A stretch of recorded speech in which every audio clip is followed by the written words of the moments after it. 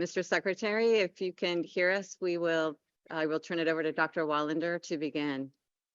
Okay, go ahead, Secretary Wallander. Good morning, sir, and good afternoon to all the assembled delegations. And so first, let me extend a warm welcome to our distinguished ministers and chiefs of defense. Thank you for convening for today's 19th meeting of the Ukraine Defense Contact Group. I'm Celeste Wallander, Assistant Secretary of Defense, and I will serve as facilitator for today's contact group. I would like to welcome Minister Umerov.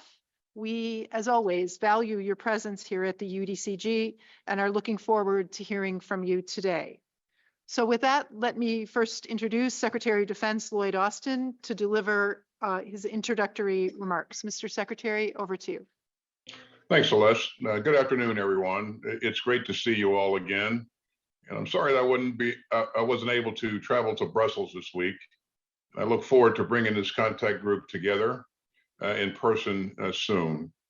I plan to be in person with you today in Brussels, but I had to return to the hospital for non-surgical procedures. I'm in good condition and my cancer prognosis remains excellent. And I'm really grateful for all the well wishes. Thanks for working across time zones to join us for the 19th meeting of this contact group. As always, I'm glad that we're joined by a distinguished delegation from Ukraine led by Minister Umerov. Rustam, it's great to have you with us again. And I move that so many allies and partners from around the globe are with us today. That's a testament to this coalition's resolve and unity, and we won't back down. Ladies and gentlemen, later this month, we will mark 2 full years since the start of Russia's full-scale invasion of its peaceful and democratic neighbor, Ukraine. When Putin launched his unjust and unprovoked war of choice, he was betting that Ukraine would fold. But he couldn't have been more wrong. Ukraine fought Putin's invasion with incredible courage and phenomenal skill. And nations of goodwill around the world rallied to Ukraine's cause. The countries of this contact group, almost 2 years later, are still united in common purpose. The Kremlin keeps on betting that we will all lose interest in Ukraine and that our support will flicker and fade. But I am more determined than ever, and I know that you are as well. This contact group remains resolute, undaunted, and firm. And make no mistake, the United States continues to stand foursquare with Ukraine. And America will continue to support Ukraine's principled fight against Putin's imperial aggression.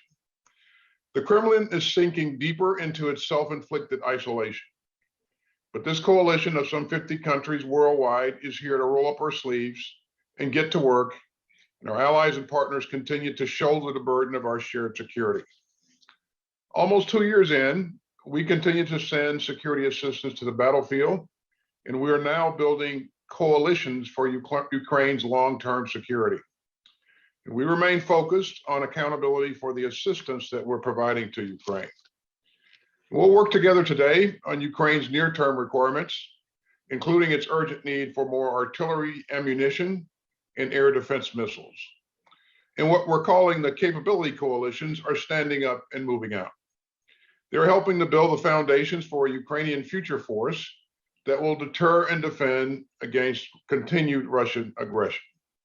And we will continue to adapt our support to Ukraine's short-term and long-term security requirements. So let me thank everyone who is leading the capability coalitions. You are tackling truly crucial tasks. That means building up Ukraine's future artillery force and supplying it with enough ammunition.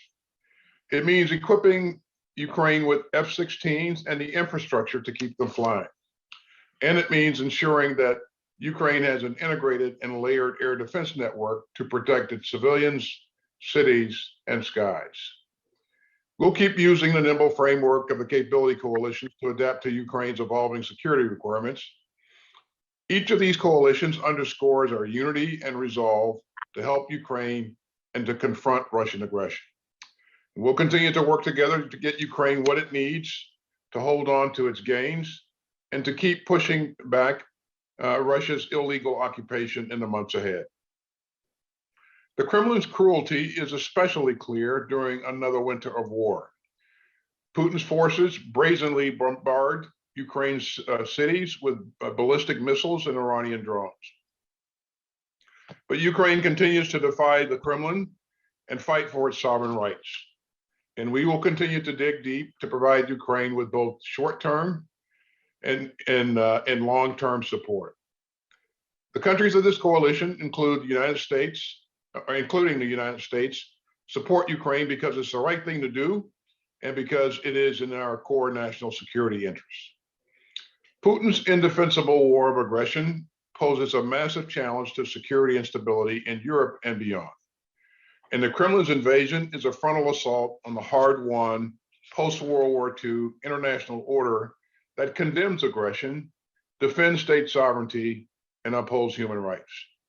So the outcome of Ukraine's fight against Putin's imperial aggression will help define global security for decades.